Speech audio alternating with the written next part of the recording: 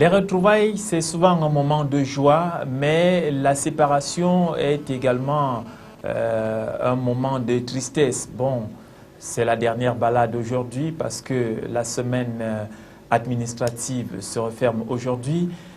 Bienvenue à Newswa, mon frère. Bienvenue Serge Tetka, et c'est avec un plaisir ensemble renouvelé qu'on se retrouve pour parcourir dans la une des journaux parvenus à notre rédaction ce jour dans le cadre de la revue de presse. Et comme depuis lundi, le quotidien bilingue national est parvenu à notre rédaction ce jour et nous parle des examens de candidature. Et l'ECAM entre en scène, nous titre le journal de Pierre Nana. Il faudrait simplement comprendre qu'après le dépôt des candidatures avant-hier, Elections Cameroun a jusqu'au 1er août pour vérifier la conformité des dossiers de candidature et publier les listes des candidats aux législatives et municipales du 30 septembre prochain. Pour donc avoir les détails, il faut lire les pages spéciales 4 et 5.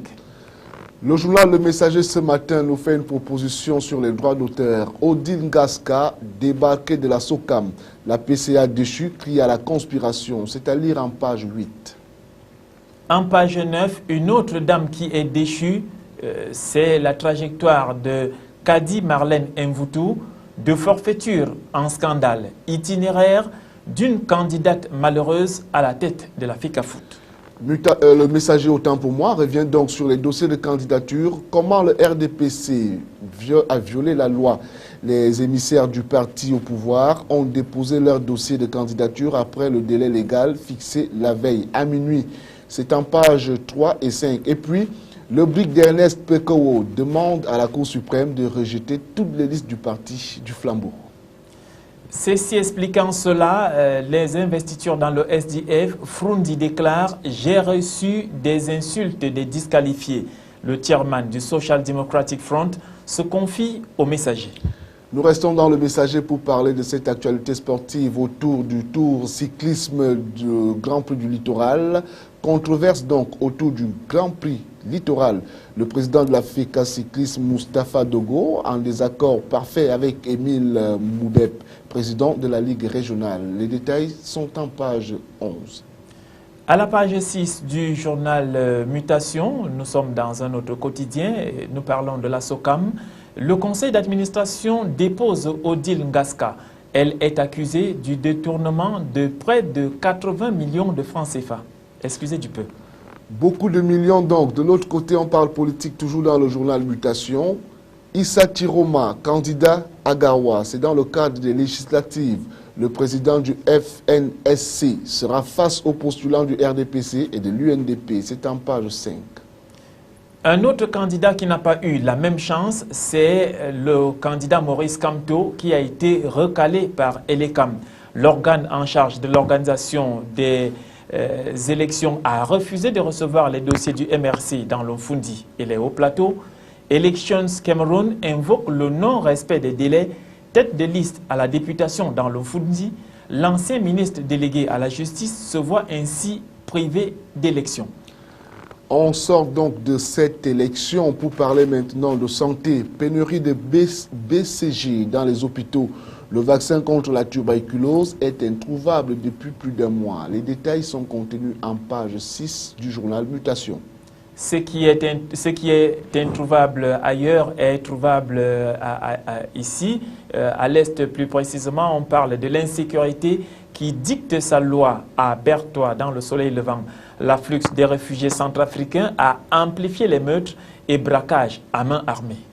Entre braquage à main armée et politique, ce n'est qu'un pas à faire. L'UPC maintenant, l'unité s'abordée par les investitures. C'est à lire en page 7 du journal Aurore Plus. Aurore Plus qui nous parle aussi de ses investitures et nous dit que Jean Kuete, Grégoire Wona et Moncam enterrent le RDPC. Et puis, dans le journal Aurore Plus, on signale donc de l'arnaque dans les services de transport à Douala. C'est tout ce qui est écrit.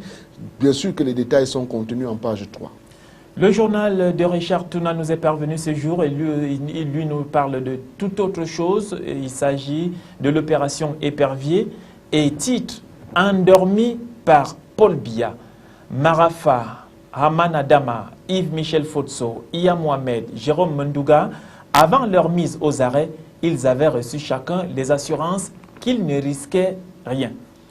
Le journal Repère vous donne aussi des repères sur l'affaire Iya Mohamed, qui protège Roger Moïse et Yenelom et lui et Yeya Zanga.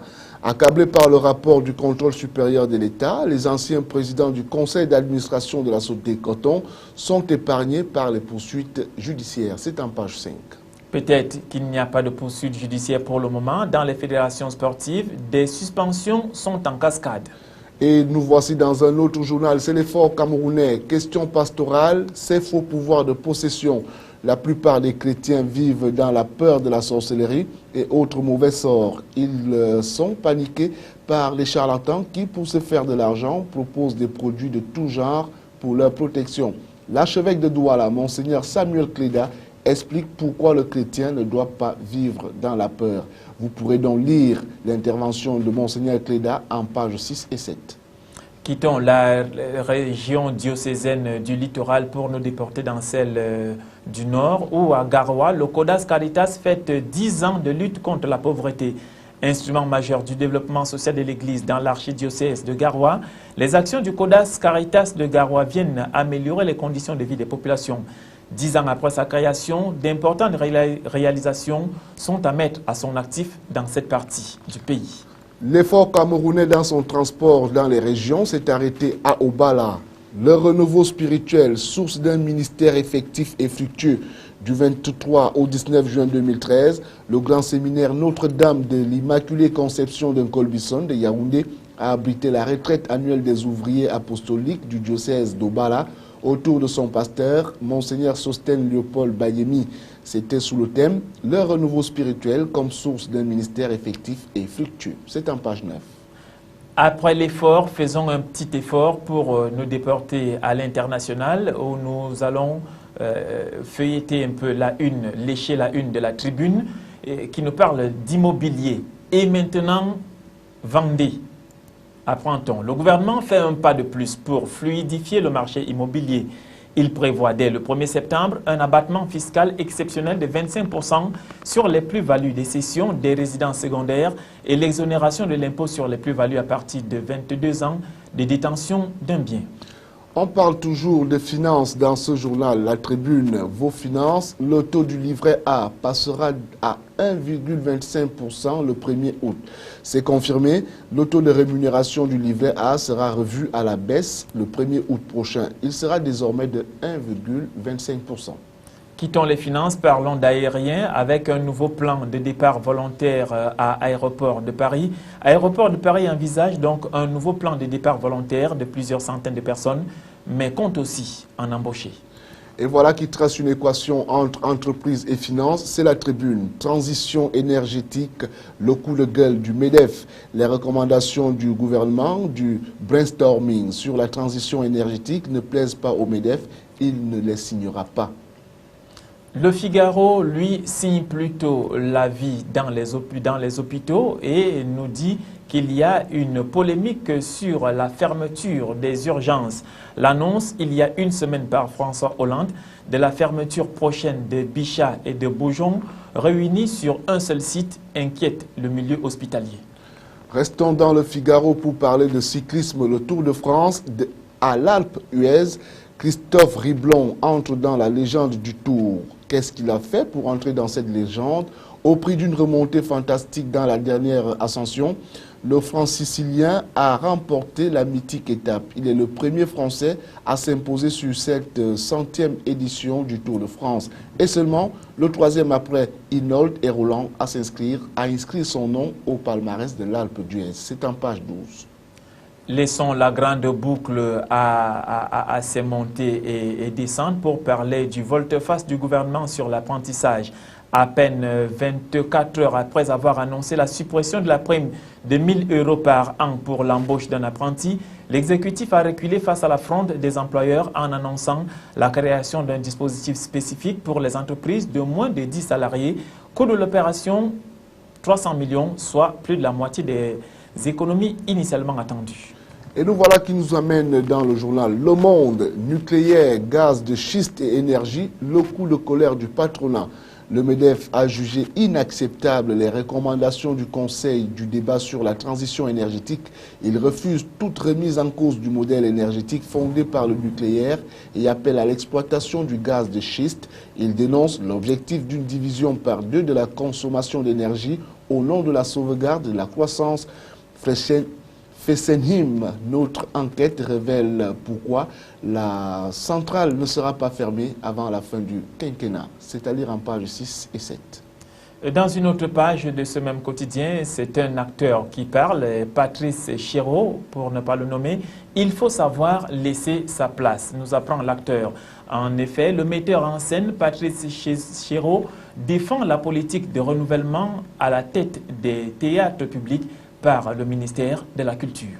On reste en France et on reste dans le monde. Jérôme Cahuzac, de nouveau convoqué par les parlementaires. La commission d'enquête sur le rôle de l'État dans l'affaire Cahuzac est fortement divisée. Une nouvelle audition de l'ex-ministre du Budget aura lieu la semaine prochaine. Les détails sont contenus en page 8. Le Monde nous parle d'un autre sujet, parlant de nucléaire et de gaz de schiste, on en parlait tout à l'heure. En fait, l'échec du Grenelle de Hollande, de quoi s'agit-il? Il faut simplement comprendre que le grand débat sur l'énergie s'achève sur un constat de profond désaccord. La transition énergétique voulue par l'Élysée devra faire l'objet d'arbitrage politique. Et c'était plutôt les Échos, Serge, puisqu'on est désormais dans les Échos. Révélation donc sur la plus grande faillite bancaire française.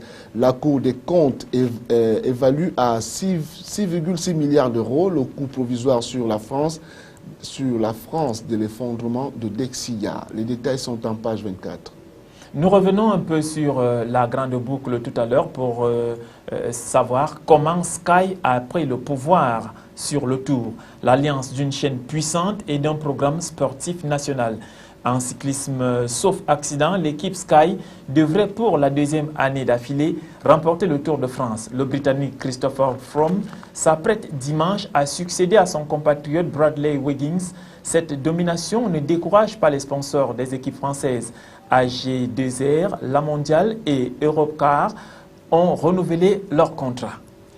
Serge, c'est ici que s'achève cette revue de presse, la dernière de la semaine. On se donne rendez-vous pour d'autres éditions. En attendant, passez un bon week-end et faites de la presse votre memento quotidien.